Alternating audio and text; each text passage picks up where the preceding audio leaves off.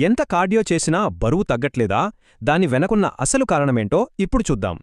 చాలామంది గంటలపాటు కష్టపడతారు, అయినా ఫలితం కనిపించక నిరాశపడుతుంటారు. సాధారణంగా మన ప్రయత్నంలోనే ఏదో లోపముందని చాలామంది అనుకుంటారు. అయితే అసలు సమస్య క్రమశిక్షణ కాకపోవచ్చు, కారణం శరీరతత్వంలోనే ఉందేమో. దీనికి పరిష్కారం పంచభూతాల సిద్ధాంతంలో ఉంది. ఇది పురాతనమైన, చాలా పవర్ఫుల్.